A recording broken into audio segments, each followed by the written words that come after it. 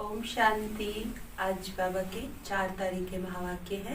बाबा ने कहा, मीठे बच्चे, जब तुम फूल बनेंगे तब ये भारत कांटों के जंगल से संपूर्ण फूलों का बगीचा बनेगा। बाबा आया है तुम्हें फूल बनाने। बाबा कहते, जब फूल बनेंगे तुम तो पूरा भारत ही फूलों का बगीचा बन जाएगा। प्रश्न है, मंदिर लायक बनने के लिए किन बातों पर विशेष ध्यान देना है?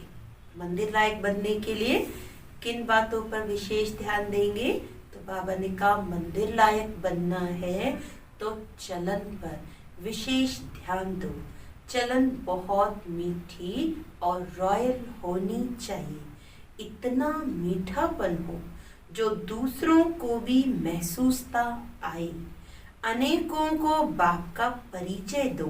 अपना कल्याण करने के लिए अच्छी रीति पुरुषार्थ कर सर्विस पर लगे रहो। गीत है, बदल जाए दुनिया न बदलेंगे हम। ओम शांति। रूहानी बच्चे जानते हैं कि बाप ब्रह्मा द्वारा समझा रहे हैं। ब्रह्मा के रथ द्वारा ही समझाते रहते हैं। हम ये प्रतिज्ञा करते हैं कि श्रीमत पर हम इस भारत की भूमि को पतित से पावन बनाएंगे। भारत खास और दुनिया आम, सबको हम पतित से पावन बनने का रास्ता बताते हैं। इतने ख्यालात हर एक को अपनी बुद्धि में रखना है। बाप कहते हैं, ड्रामानुसार जब तुम फूल बन जाएंगे और जब समय आ जाएगा तो संपूर्ण बगीचा बन जाएगा। बागवान भी निराकार को कहा जाता है, माली भी निराकार को कहा जाता है, साकार को नहीं। माली भी आत्मा है, न कि शरीर। बागवान भी आत्मा है। बाप समझाएंगे तो जरूर शरीर द्वारा ना, शरीर के साथ ही उनको माली बागवान कहा जाता है, जो इस विश्व को फूलों का बगीचा बनाते हैं। बगीचा था जहाँ ये देवताएं रहते थे, वहाँ कोई दुख नहीं था। यहाँ इस कांटों के जंगल में तो दुख है। रावण का राज्य है, कांटों का जंगल है। फट से कोई फूल नहीं बनते। देवताओं के आगे जाकर गाते भी हैं कि हम जन्म जन्मांतर के पापी हैं, अजामिल हैं। ऐसी प्रार्थना करते हैं, अब आकर हमको पुण्यात्मा बनाओ। समझते हैं अभी हम पाप आत्मा हैं, कोई समय पुण्यात्मा थे। अभी इस दुनिया में पुण्य आत्माओं के सिर्फ चित्र हैं, राजधानी के हेड्स के चित्र हैं, और उन्हों को ऐसा बनाने वाला निराकार है शिव। उनका चित्र है बस, और कोई चित्र है नहीं। इसमें भी शिव का तो बड़ा लिंग बना देते हैं।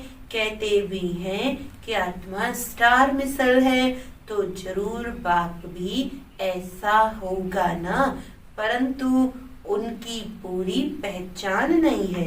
इन लक्ष्मी नारायण का विश्व में राज्य था।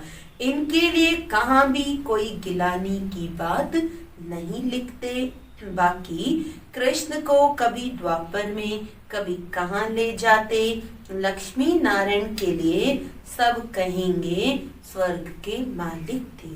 यह है तुम्हारी एम ऑब्जेक्ट। राधे कृष्ण कौन है? मनुष्य बेचारे एकदम मूंझे हुए हैं, कुछ नहीं समझते। जो बाप द्वारा समझते हैं वे समझाने लायक भी बनते हैं, नहीं तो लायक बन नहीं सकते, दैवी गुण धारण कर नहीं सकते। भल कितना भी समझाओ, परंतु ड्रामा अनुसार ऐसा होना ही है। तुम अभी समझते हो हम सब बच्चे बाप की श्रीमत पर भारत की रूहानी सर्विस करते हैं अपने ही तन मन धन से।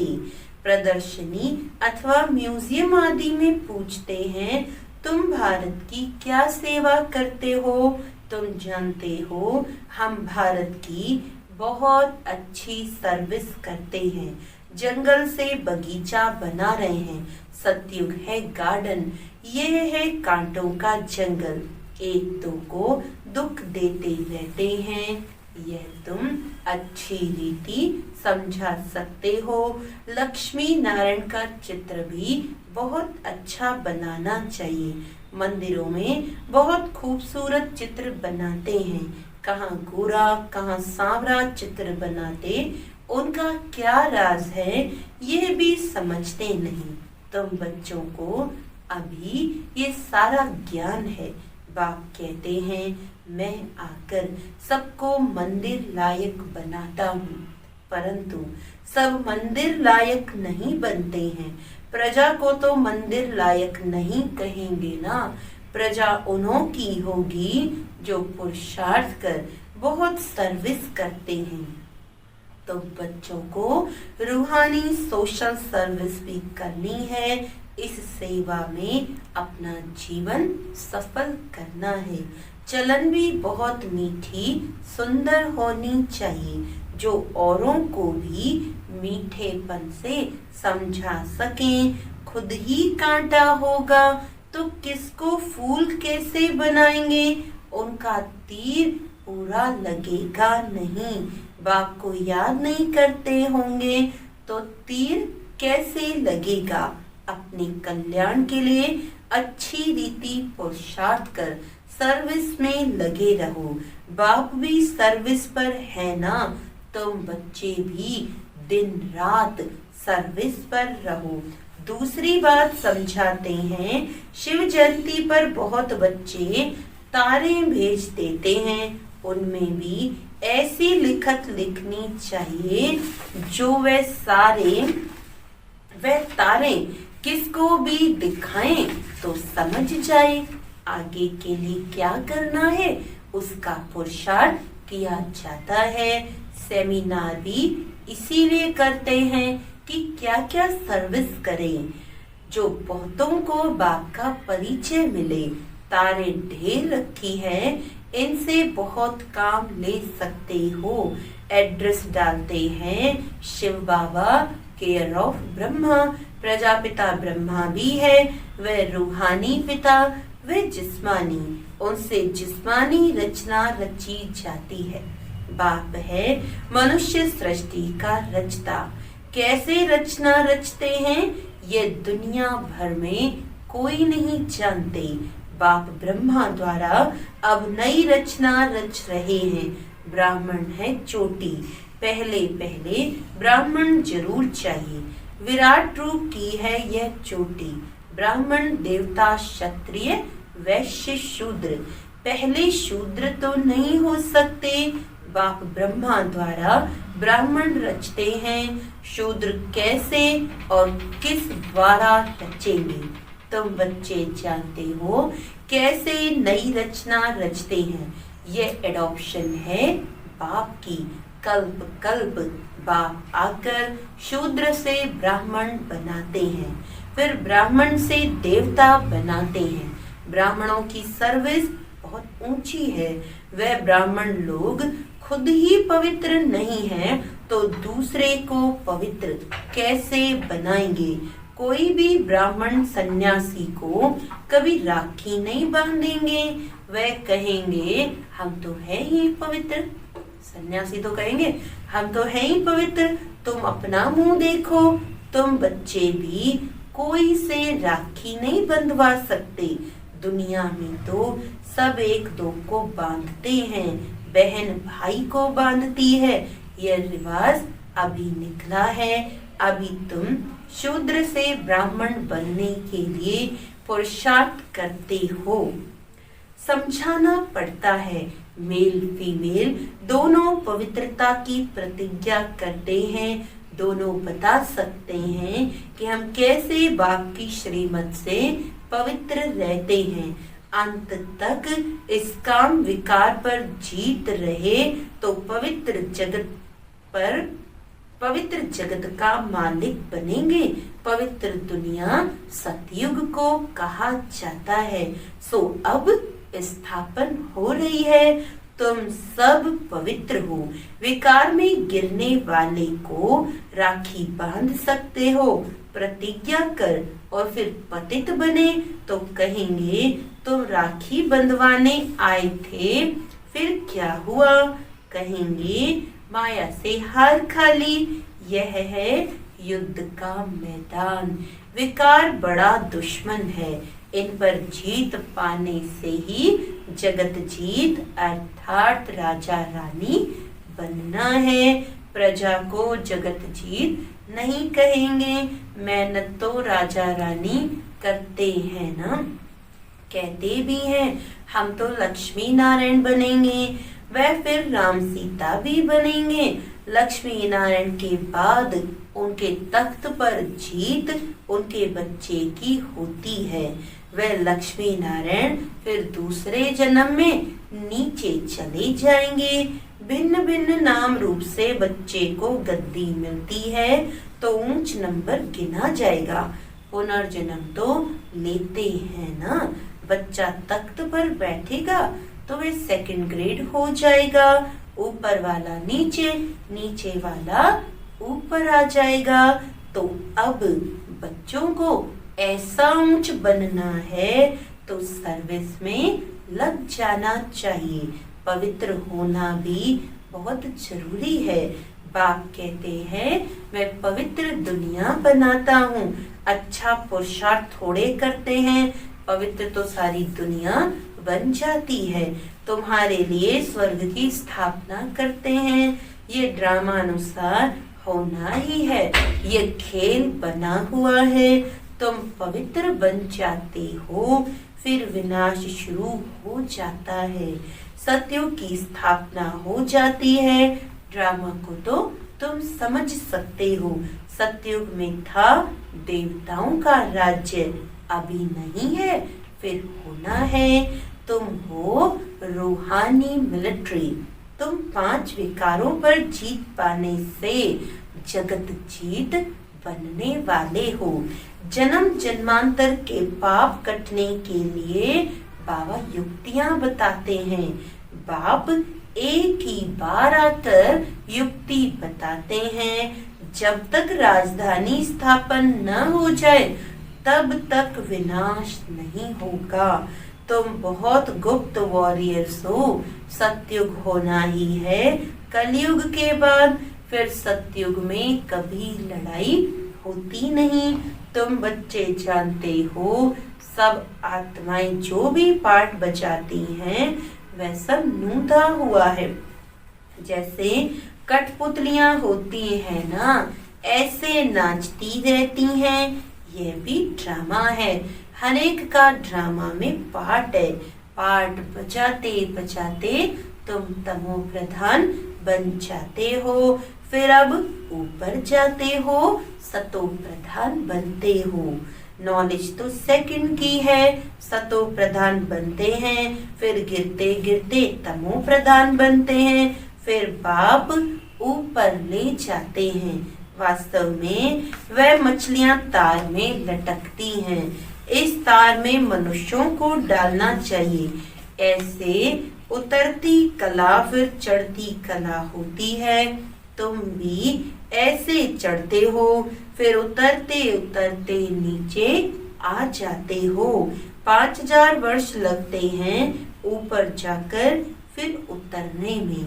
यह 84 का चक्र तुम्हारी बुद्धि में है। उतरती कला और चढ़ती कला का राज बाप ने ही समझाया है। तुम्हारे में भी नंबरवार जानते हैं और फिर पुरुषार्थ करते हैं।